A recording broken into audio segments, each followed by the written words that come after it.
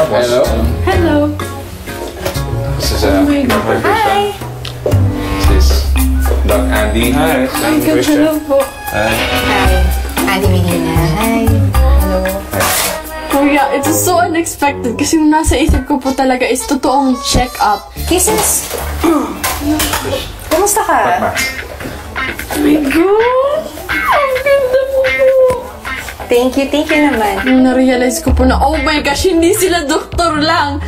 Oh my gosh, kuya, as in, it's Sam Melby, it's Angel Oxin, it's Sanjo Marudo, and I'm like, oh my God! Ang gwapa niyo po. Medyo lang. Medyo gwapo lang. Okay, anong problema niya? ang balita, may problema sa puso. May problema ka sa puso? Medyo lang po. Anong dahilan niya? Si Dr. Christian din magaling din sa mga payo. Pagdating sa pag-ibig, ang daming pinagdaanan to eh. Anong pinagdadaanan ng puso mo? Chinek up po yung puso. Ano to, crush lang, mga ganon? Crush na po. Crush ng sino? Isang housemate dito. Meron? Oo, sino? May iba po kasi siyang crush. Yes. Oh my God! Problema talaga sa ano eh. Ramdam kita dyan. So, anong pwede niya gawin? Doc Andy? Kaya mo pa ba? Okay lang po. Hindi mo sasabihin sa kanya? Bakit? Sabihin namin. Sasabihin natin sa kanya? Hindi po. Anong nararamdaman mo pag nakikita mo siya na Masaya ka, feeling na, sweet siya diba? dun sa gusto niya?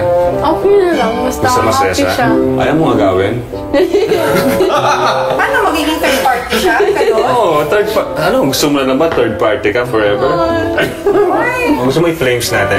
Ay! Anong flames sa kayong mash? Try natin! Okay, flames natin mo. Kisses. Tapos siya. Kuya. Sige na! Secret na natin to. Oh, sige. Marco. Ano? Excited ka? Hindi na. Okay, merong A. I, wala. And then, 1, 2, 3, 4, 5, 6. So, 6. So, 1, 2, 3, 4, 5, 6. Yes. Sweetheart. So, Yun ang ibig sabihin, magiging sweet. So, kasi ano to eh. May scientific Diba, no? proof talaga to eh. Diba? Oh my God. Sweethearts po yung lumabas and then parang hindi naman totoo pero sabi niya scientifically correct daw. I think, Sa'yo na to, ha? Tago mo sa... Huwag mo itong ipapakita kahit kanino. magkabilang Ha? Hindi ito pwedeng makita ng mga Para ibang sabay kayo. housemates. So, pag nakita to ni Marco, ilagay mo siya sa ilalim ng unan mo. Sir, secret lang po ito. Tay lang. Na-shock po ako. Akala ko Secret natin yan. Salamat po. Thank you. Salamat po. Bye. Susunod! Problema dito!